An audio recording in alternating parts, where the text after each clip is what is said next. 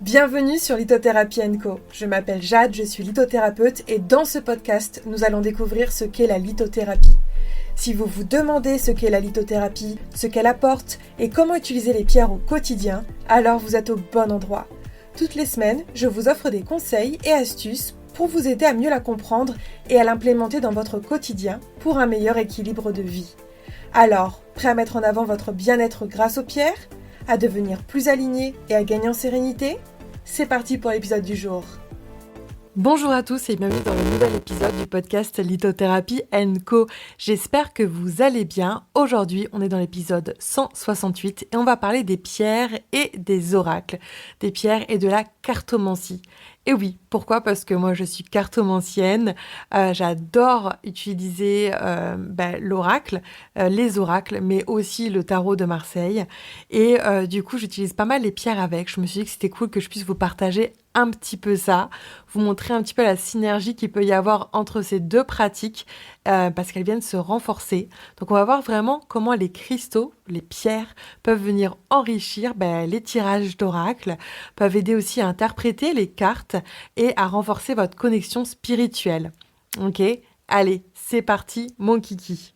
Alors déjà, petit rappel pour ceux qui n'ont pas l'habitude d'utiliser les cartes et qui se disent « Ok, c'est cool, mais c'est quoi la cartomancie Jade ?»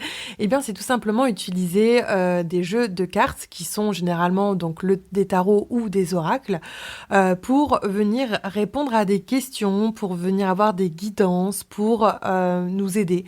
En fait, c'est un espèce de jeu qui va venir nous aiguiller, nous permettre d'avoir des réflexions sur nous-mêmes. C'est un effet miroir, en fait, qui va nous permettre d'avancer dans notre cheminement personnel et spirituel.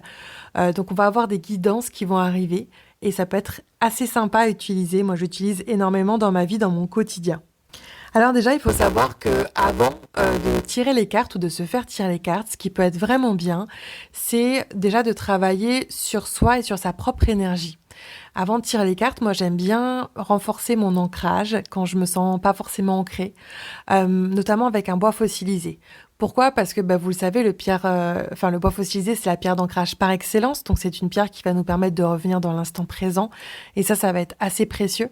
C'est aussi une pierre qui va nous permettre de développer en fait un lâcher-prise mental et donc de ce fait qui va nous permettre de mieux tirer les cartes parce que souvent quand on tire les cartes après au niveau des interprétations ou même au niveau des questions qu'on va poser, on peut être beaucoup dans le mental et en fait il faut revenir dans le cœur et dans le corps. Et donc c'est pour ça que c'est bien d'utiliser le bois fossilisé parce que, c'est une pierre d'ancrage, mais c'est en plus une pierre de lâcher-prise mentale. Et c'est une pierre qui nous reconnecte à notre propre sagesse. Donc, faire une petite méditation d'ancrage avant un tirage de cartes, c'est en fait juste essentiel. Voilà. La deuxième chose que j'aimerais que vous fassiez, et ça c'est hyper important, c'est pour moi d'utiliser une labradorite violette pour faire une protection. Pourquoi ? Parce que la labradorite, c'est une pierre de protection et quand on tire les cartes, on active des énergies. Et moi, je vois énormément de personnes qui se choisissent des petites entités, des petites choses par-ci par-là. Je trouve que c'est un portail, le fait de tirer les cartes quand même. On active des énergies, des fois on ne fait pas attention, c'est pas juste un jeu. Et donc mon conseil pour vous, après des années de pratique et de choses que j'ai vues, c'est de vraiment faire une bulle de protection autour de vous, grâce à la labradorite, mais particulièrement la labradorite violette dans ces conditions-là, puisqu'on est sur une énergie qui va être beaucoup plus spirituelle. Donc voilà, n'hésitez pas à y aller. Sur le site, vous avez le site d'Audage, audage.com, vous avez une méditation justement pour vous permettre de faire une bulle de protection avec votre labradorite. Donc allez-y, profitez-en.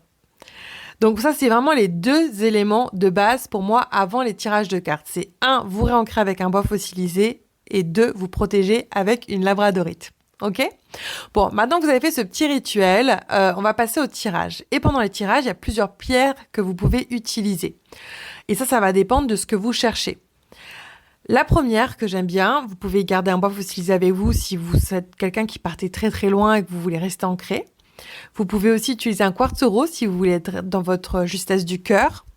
Vous pouvez utiliser aussi des pierres de connexion aux énergies subtiles pour mieux canaliser.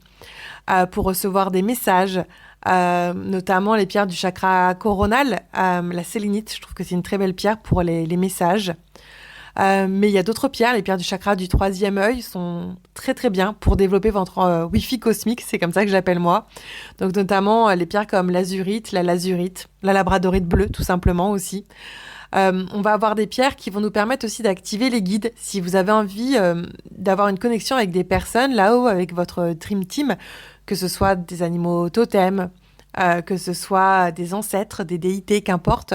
Moi, j'aime bien utiliser l'améthyste parce que c'est une pierre qui va nous connecter, c'est une pierre de guidance spirituelle avec eux.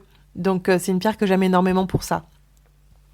On peut avoir d'autres pierres qui nous aident à canaliser les informations, à faire le lien ciel-terre pour refaire descendre les informations ici quand on a du mal à capter. Une pierre que j'aime énormément, c'est le gabbro, parce que justement, elle est violette et noire, donc elle a fait vraiment ce lien terre-ciel. Il y a d'autres pierres qui peuvent faire ça. Il y a le quartz fumé que vous pouvez utiliser si vous vous sentez enfumé parmi toutes les informations que vous avez. La fluorine verte aussi qui peut être vraiment chouette par rapport à ça.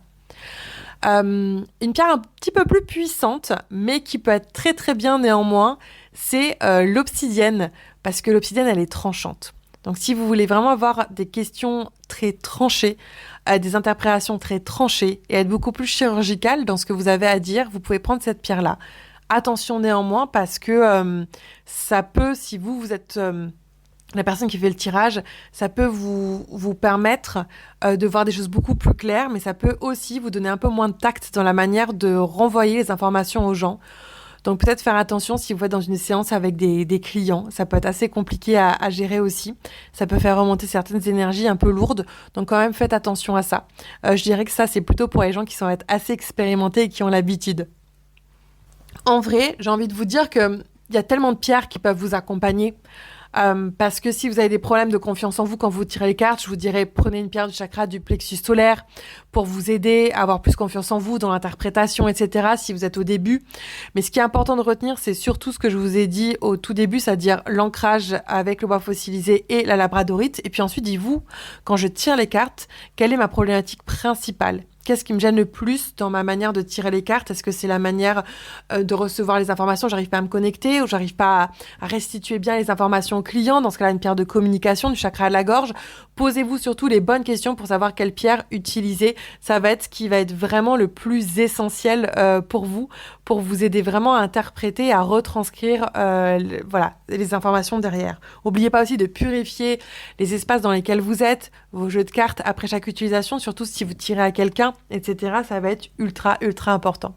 Voilà, j'espère que cet épisode de podcast vous aura plu, que ça vous aura inspiré, que vous allez essayer de mettre ça en pratique. Je vous mets dans la bio le lien vers les pierres pour que vous puissiez aller les sélectionner, aller voir à quoi ça ressemble et les utiliser pour vous constituer vraiment votre boîte à outils spéciale tirage de cartes. Je vous fais plein de gros bisous et je vous retrouve la semaine prochaine pour parler de la cornaline et de tous ses secrets. À très vite. Ciao, ciao.